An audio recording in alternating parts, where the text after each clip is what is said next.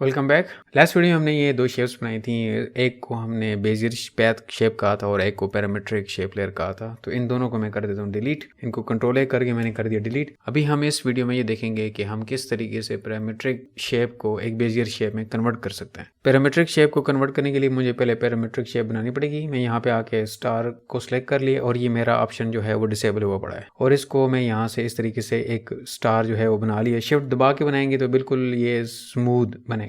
ये मैंने बना लिया। अभी इस वक्त ये पैरामीट्रिक शेप है। मुझे कैसे पता चला? ये सारे इसके पैरामीटर्स यहाँ पे अवेलेबल हैं और इन पैरामीटर्स को मैं जो है वो चेंज कर सकता हूँ। देखिए मैं चेंज कर रहा हूँ तो ये सारे इकट्ठे at the same time change हो रहे हैं। तो मेरे पास कोई ऐसा कंट्रोल नहीं है कि जिसमें मैं सिर्फ एक कॉर्नर को चेंज कर सकूँ या इसको चेंज कर सकूँ या इसको चेंज कर सकूँ। तो ये यहाँ पे पैरामीट्रिक शेप में ऐसा मुमकिन नहीं है। देखें जो भी फीचर लग रहा है वो सब पे लग रहा है, एक जैसा लग रहा है, राइट। मुख्तलिफ चीज़ें चेंज कर रहा हूँ मैं यहाँ पे, लेकिन सारी चेंज हो रही हैं। तो इसको कस्टमाइज करने के लिए मुझे इसको बेजियर पैथ में कन्वर्ट करना पड़ेगा। तो कन्वर्ट कैसे होती है? तो इस जगह पे आके मैं यहाँ पे राइट क्लिक करूंगा तो यहाँ पे ये ऑप्शन आ रहा है कन्वर्ट टू बेजियर पैथ। तो मैं जब यहाँ पे क्लिक करूंगा तो ये जो मेरी स्टार जो था, जो शुरू में पैरामीट्रिक था, अभी ये बेजियर कन्वर्ट हो गया है। तो मुझे कैसे पता चलेगा? तो मैं यहाँ पे जाऊंगा पैथ में। देखिए यहाँ पे बाकी जितने भी पैरामीटर्स अवेलेबल थे वो सारे गायब हो गए हैं। सिर्फ अभी जो इसके कॉर्नर्स हैं, ये इसके वर्टिसेस हैं और ये सेगमेंट्स, ये वर्टिस, ये सारे अवेलेबल हैं। अभी जो पुराने इसके पैरामीटर्स थे जो सारे इकट्ठे चेंज हो रहे थे वो सारे गायब हो गए। अगर अभी मैं ये चाहूँ कि ये दोबारा पैरामीट्रिक हो जाए, ये मुमकिन नहीं है।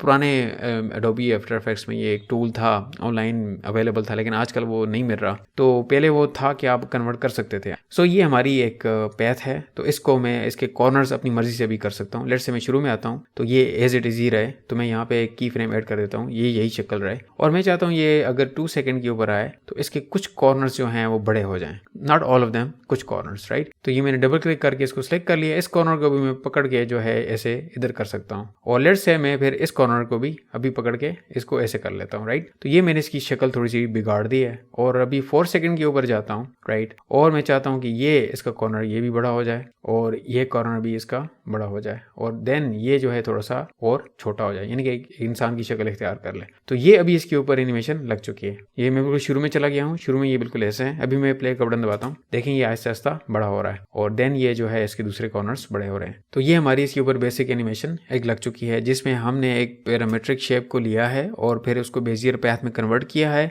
बेजियर पैथ में कन्वर्ट करने के बाद वो हमें कस्टमाइजेशन मिल गई है कि हम किसी भी कॉर्नर को अपनी मर्जी से चेंज कर सकते हैं। जिधर मर्जी हम जोन सी मर्जी शेप दे दें, वर्टेक्स भी ऐड कर सकते हैं, डिलीट भी कर सकते हैं, वो हमारी मर्जी। एनीहाउ, तो अभी एक तो ये तरीका था कि मैंने शेप बना के बाद में कन्वर्ट किया। तो अभी हम ऐसा तरीका करते हैं कि हम जब शेप बनाएं तो पहले ही से ये बेजियर शेप बने, पैरामीट्रिक शेप ना बने। तो इसके लिए क्या होगा? तो हम लेट्स से मैं यहाँ से ये दोबारा टूल ले लेता हूँ। इस वक्त मैं ये ऑप्शन जो है ये इनेबल कर लेता हूँ। इस ऑप्शन का यही मतलब है कि जो आप अगर इसको चेक करके चीज़ बनाएंगे, जो शेप भी आप बनाएंगे वो पैरामीट्रिक नहीं होगी बल्कि वो बेजियर होगी। आपको कन्वर्ट करने की जरूरत नहीं पड़ेगी, राइट। लेट्स से मैंने इसको जो है स्टार एक बना लिया। अगेन शिफ्ट दबा के बनाऊंगा तो बिल्कुल सही तरीके से बनेगा, चारों तरफ से सही होगा। तो इसको मैं सिलेक्ट करूंगा तो यहाँ पे इसको सिलेक्ट करने के बाद मैं लेट्स से इधर ले आता हूँ और इसकी डिटेल्स में जाता हूँ। देखें पैथ में गया और यहाँ पे कोई पैरामीटर्स अवेलेबल नहीं है। ये वही शेप है जो कि बेजियर है, यानी कि ये बेजियर में कन्वर्ट हो गई है पहले ही, बिकॉज जो मैंने बनाते हुए जो ऑप्शन यहाँ पे अवेलेबल था ये वाला चेक हुआ पड़ा है।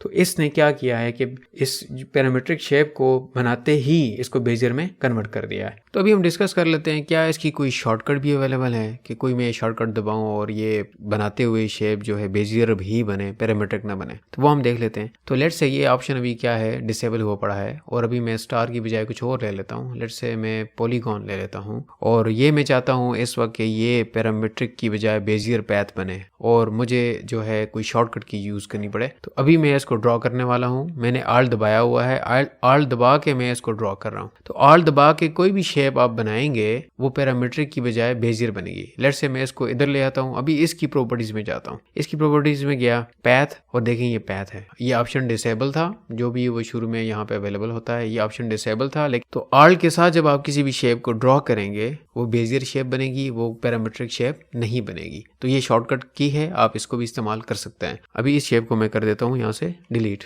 तो इस वीडियो में हमने ये देखा है कि आप पैरामीट्रिक शेप को किस तरीके से बेजियर शेप में कन्वर्ट कर सकते हैं। 2 तरीके डिस्कस किए हैं कि आप बनाने के बाद कन्वर्ट करें या जैसे ही आप बनाएं वो खुद ही कन्वर्ट हो जाए। ये ऑप्शन यहाँ पे अवेलेबल होता है। ये बाय डिफॉल्ट अनचेक होता है, तो आप इसे चेक अनचेक अपनी ज़रूरत के मुताबिक कर सकते हैं। और हमने ये भी डिस्कस किया कि जितनी भी आपकी बेजियर पैथ होते हैं ये दोबारा पैरामीट्रिक नहीं बन सकते। बेजियर शेप को आप दोबारा पैरामीट्रिक शेप में नहीं कन्वर्ट कर सकते। सो नेक्स्ट वीडियो में हम शेप लेयर को किसी और तरीके से बनाना सीखते हैं। तो मिलते हैं नेक्स्ट वीडियो में।